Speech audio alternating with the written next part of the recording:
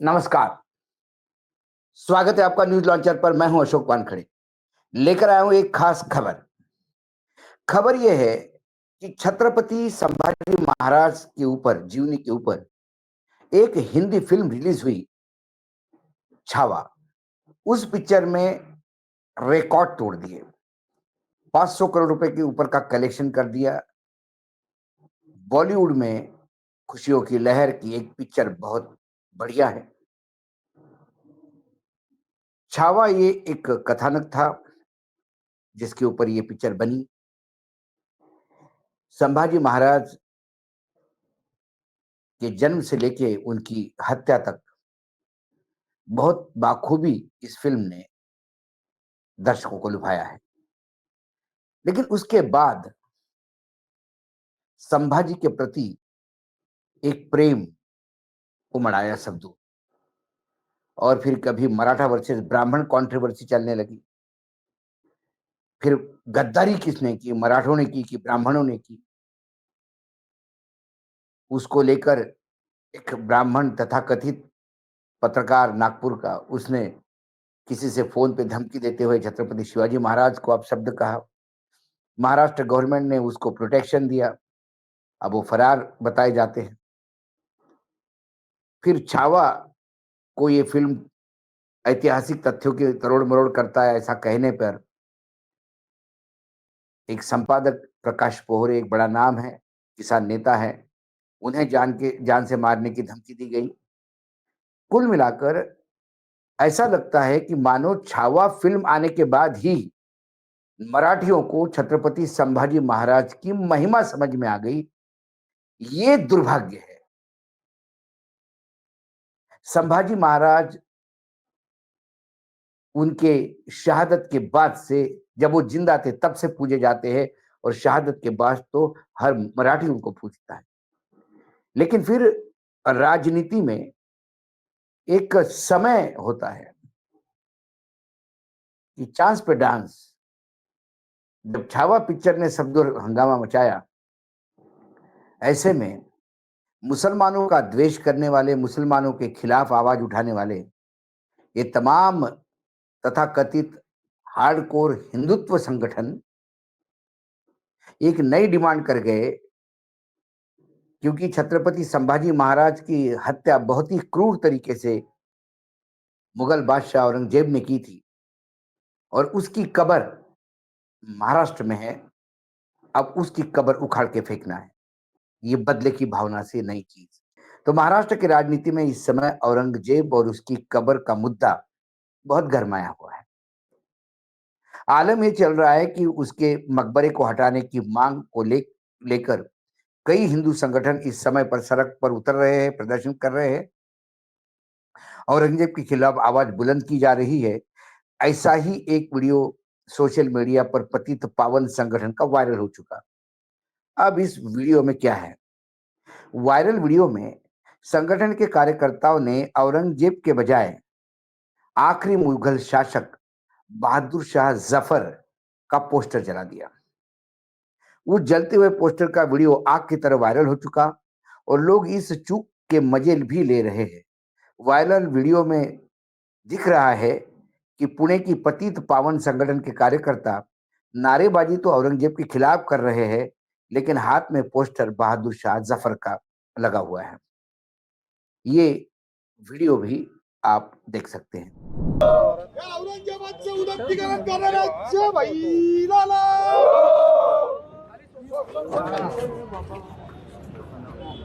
जय भवानी, जय शिवाजी, जय श्रीराम, जय श्रीराम। औरंगाबादचं उदात्तीकरण करणाऱ्या बैलाला।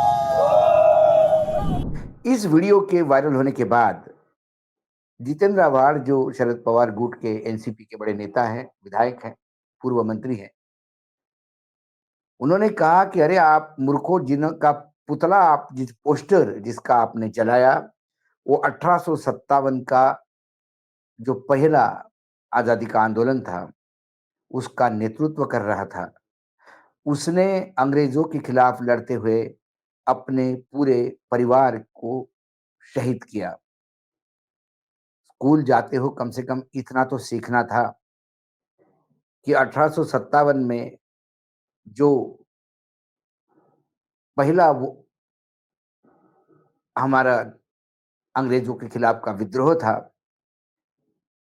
उसका नेतृत्व बहादुर ज़ार ज़फ़र ने, और फिर उनको मेजर हडसन ने गिरफ्तार कर लिया। तब एक तब की शेर भी उन्होंने अपने पोस्ट पे लिखा कि दम में दम नहीं है, खैर मांगो जान की ये ज़फ़र, ठंडी हुई है अब तेग हिंदुस्तान की। जब बहादुर शाह ज़फ़र को ऐसा कहा गया, तब बहादुर शाह ज़फ़र ने उसका जवाब दिया, हिंदों में बू रहेगी जब तक ईमान की, तख्ते लंदन तक चलेगी तेग हिंदुस्तान की। उन्होंने कहा कि हमको, जो लोग ये समझते हैं कि 2014 में हम आज़ाद हो गए, उन मूर्खों को मैं क्या बताऊं कि बहादुर शाह का ज़फ़र का मामला क्या है। कुल मिलाकर ये औरंगजेब के प्रति विद्रोह या संभाजी महाराज के प्रति प्रेम कम और राजनीतिक रोटी सेकने का या हिंदुत्व पोलराइजेशन करने का एक भोंडा प्रयास ही दिखाई देता है। अब सवाल ये उठता है कि महाराष्ट्र के मुख्यमंत्री क्या कहते हैं? जब ये डिमांड हुई होने लगी अलग-अलग संगठनों से, और छत्रपति संभाजी, जो छत्रपति के अ, वंशज है, सातारा के महाराज जो सांसद भी हैं, उनने कहा कि ये कब्र को वाक़ई तोड़ देना चाहिए। तब मुख्यमंत्री ने कहा कि मैं बिल्कुल मानता हूँ, मेरी भी इच्छा वही है, लेकिन हमें कानून का पालन करना होगा। उन्हें कहा कि ये जो कब्र है उनकी, मकबरा है, वो प्रोटेक्टेड मॉन्यूमेंट है, और हमारे देश में एक कानून है कि आर्कियोलॉजिकल सर्वे ऑफ इंडिया के तहत यदि कोई प्रोटेक्टेड मॉन्यूमेंट है, तो कोई भी सरकार या व्यक्ति या संगठन उसको तोड़ नहीं सकता, वो कानूनन गुनाह है। उन्होंने कहा कि कांग्रेस ने इसको प्रोटेक्टेड किया। हालाँकि अ, जो एक्ट है एएसआई का, एएमएएसपी एक्ट 1958 में बना, और उस 1958 में जो एक्ट बना उसके तहत जो भी पुरानी मज़ारें हैं, जो पुरानी समाधियाँ हैं, वो सारी की सारी पुराने किले, पुरानी छतरियाँ, ये सभी के सभी आर्कियोलॉजिकल सर्वे के अंडर आती है। इसके तहत ये है कि उसके आस-पास 100 किलोमीटर के दायरे में कोई कंस्ट्रक्शन नहीं कर सकता, और 200 मीटर के दायरे में कोई कमर्शियल एक्टिविटी हो नहीं सकती। ये कानून बना हुआ है। तो फडणवीस जी ने भी कहा कि वो भी तोड़ना चाहते हैं कब्र। अब सवाल ये है कि कुछ हिस्टोरियन ये भी बता रहे हैं कि संभाजी के पुत्र जब दिल्ली से जो उनके कब्जे में थे, क्योंकि जब संभाजी महाराज को पकड़ा गया था मुगलों द्वारा, करीब वो साल है 1689 में, जब संभाजी महाराज को पकड़ा गया था, तो उनकी पत्नी और उनका बेटा भी उनके साथ पकड़े गए थे। संभाजी महाराज की तो हत्या की, लेकिन पत्नी और उनके बेटे को, शाहू महाराज को, औरंगजेब ने अपने पास ही रखा। बाद में औरंगजेब की मृत्यु के बाद जब मुगल वापस चले गए दिल्ली, तो उन्हें वापस दिल्ली लेके जाया गया। यहाँ संभाजी के जो सौतेले भाई थे, उनका राज्याभिषेक हुआ, और जब वो गद्दी पे बैठे, तो उसके बाद मुगलों ने संभाजी के सुपुत्र राजकुमार को वहाँ से छोड़ा, और फिर वो वापस आए, संघर्ष हुआ, महाराष्ट्र में 2 गद्दी हुई। तो हिस्टोरियन ये भी कहते हैं कि जो संभाजी मुगलों के साथ थे, पूरी ज़िंदगी, मतलब पूरी जवानी जिनकी बचपन से लेके जवान मुगलों के बीच में हुए, वो भी उस कब्र पे गए थे। ये इतिहास है। इतिहास को आप कितना तोड़-मरोड़ करके बता देंगे। लेकिन जब अब फडणवीस साहब ने कह ही दिया है कि वो कब्र तोड़ने की इच्छा रखते हैं, और उन्होंने कहा कि कुछ कानूनन काम करना है, क्योंकि अब डबल इंजन की सरकार है। इसके पहले भी जब फडणवीस जी की सरकार थी, 5 साल के लिए वो मुख्यमंत्री थे, तब फडणवीस जी को क्यों नहीं याद आया कि ये कब्र यहाँ से हटानी होगी, तोड़नी होगी। तब वो चुप थे और फडणवीस साहब की तो 5 साल सरकार थी, तो 5 साल सरकार केंद्र में भी मोदी जी की थी। तो उस समय क्यों नहीं उन्होंने वो तोड़ा? उसके बाद अटल जी की सरकार रही 5 साल, 3 बार अटल जी प्राइम मिनिस्टर बने।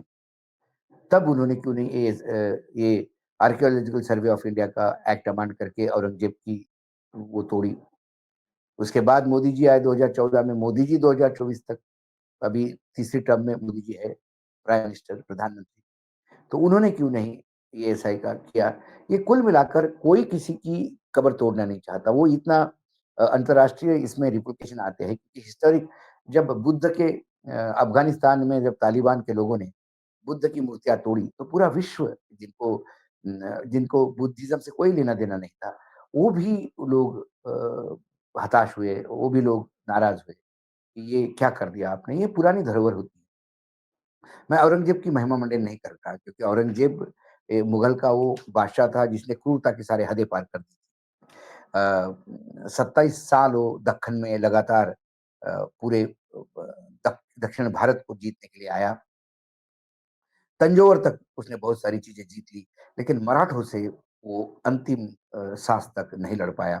उनकी मृत्यु अहमदनगर में हुई, उसके बाद उनकी जो कब्र है वर्तमान में, वो खुलदाबाद में है। खुलदाबाद 30 किलोमीटर दूर है औरंगाबाद से, जिसे अब संभाजी नगर कहा जाता है। और वो भी इसलिए वहाँ बनी क्योंकि इनका मृत्यु 88 साल की उम्र में अहमदनगर में हुआ। वो साल था 3 तो डेट थी 3 मार्च 1707 और उसके बाद उनके एक स्पिरिचुअल गुरु थे औरंगज़ेब के, शेख जैनुद्दीन, उनकी दरगाह थी वहाँ पे खुलदाबाद में। उस दरगाह के पास उन्होंने कहा था कि बहुत ही सिम्प्लिसिटी, बहुत ही सामान्य तरीके से एक मेरी कब्र बनाना, कोई इसमें बड़ा, क्योंकि जैसे उनके माँ के लिए ताजमहल बनाया गया था, उन्होंने कहा कि नहीं, मुझे तो एक सिंपल कब्र में जाना चाहिए था। वो कब्र बनी है।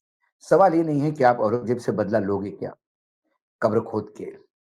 सवाल ये है कि छत्रपति शिवाजी और संभाजी महाराज ने जिन चीज़ों के लिए अपना बलिदान दिया, क्या उनकी बातों को आप जीवन में साकार करते हैं क्या? छत्रपति शिवाजी महाराज जात-पात को नहीं मानते थे, किसी धर्म को नहीं मानते थे। छत्रपति शिवाजी महाराज की लड़ाई मुगलों से थी, निज़ाम से थी, लेकिन कभी मुसलमानों से नहीं। छत्रपति शिवाजी महाराज ने हमेशा मुस्लिम समाज का भी उनके खुद फ़ौज में बहुत सारे मुस्लिम थे, उनके मंत्रिमंडल में मुस्लिम थे, उनके अंगरक्षकों में मुस्लिम थे, उनके कई किलेदार मुस्लिम थे, उनके नेवी में मुस्लिम थे। तो उनको मुस्लिमों से परहेज़ नहीं था। उनको उनकी लड़ाई मुगलों से थी, उनके निज़ाम से थी। लेकिन जब समय आया मुगलों से लड़ने के लिए तो उन्होंने दक्षिण में भी अपनी छत्रपति शिवाजी महाराज का इतिहास बताता है कि गोलकोंडा के जो सल्तनत थी, वो मुस्लिम सल्तनत थी, लेकिन उनसे उन्होंने दोस्ताना संबंध थे।